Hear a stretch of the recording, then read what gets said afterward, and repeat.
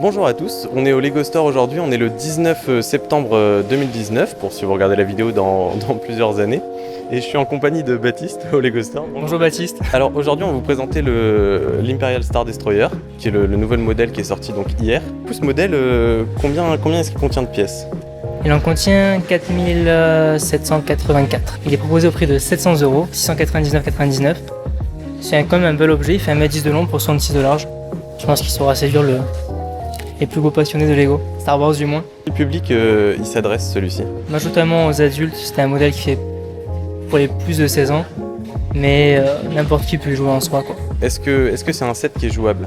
Alors non, contrairement à l'étoile noire, c'est pas vraiment un playset, ce sera plus un set pour construire, s'amuser à développer quelque chose de massif, que pour jouer avec après avec différents personnages. Il se base sur une grosse base technique sur lequel viennent s'assembler plein de petits modules et normalement vous pouvez laisser le vaisseau dans un coin pour monter les petites pièces séparément et ensuite venir les greffer sur la structure.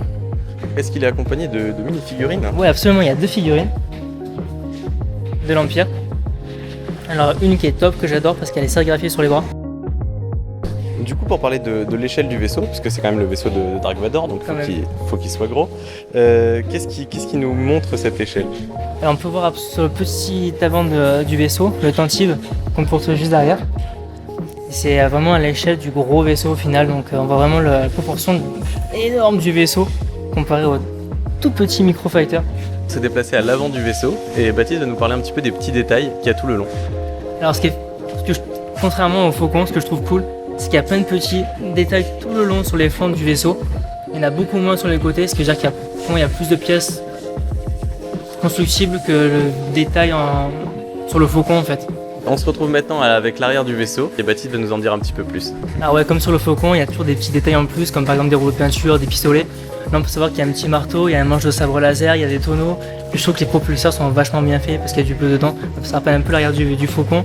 Puis c'est des gros morceaux pour le cône. C'est-à-dire que ça a plus de pièces pour l'autre partie du vaisseau. Il y a des petites griffes aussi qu'on peut apercevoir. Il y a plein de petites choses, des manches de sabre. Enfin, il y a vraiment des trucs de fou que tous les ingénieurs Lego savent faire, quoi. C'est un savoir-faire, quoi. C'est incroyable. Du coup, cet UCS, à quoi succède-t-il? Alors, il est dans la lignée du Faucon. C'est-à-dire que c'est des grosses pièces pour les grands enfants, avec les prix qui vont avec. C'est-à-dire qu'on a suivi les enfants dans les années peut-être 2000, avec le début de Star Wars, ils ont commencé à grandir avec leur premier salaire, du coup leur premier gros Lego. Puis ils enchaînent là-dessus et je trouve ça formidable de pouvoir grandir avec sa marque préférée, quoi. Et est-ce qu'il n'y avait pas déjà eu une version de ce vaisseau? Il y a une version, je crois que c'était en 2002. C'est la toute première. Elle a été moins détaillée. Je trouve qu'elle est quand même pas mal réussie. Ça reste très fidèle au film et à ce que j'en retiens du vaisseau de base en 2002, quoi. Du coup, le Faucon Millennium, pas du tout. Pas vraiment, pas sûr. Pas du tout. L'Imperial Star Destroyer est disponible en ce moment du coup chez Lego, que pour les VIP ou pour tout le monde? Pour l'instant, c'est pour les VIP jusqu'au 1er octobre. En ce moment, il y a les points doublés du 18 au 22 septembre. On est encore en septembre.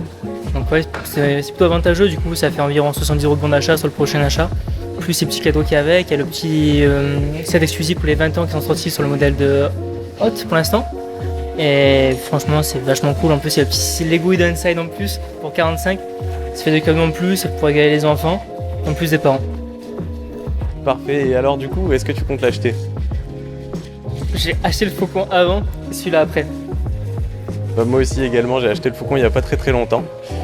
Si vous avez apprécié ce type de contenu, n'hésitez pas à vous abonner et on dit un grand merci à Lego, à Baptiste. Merci à Baptiste. Merci à Baptiste et à bientôt.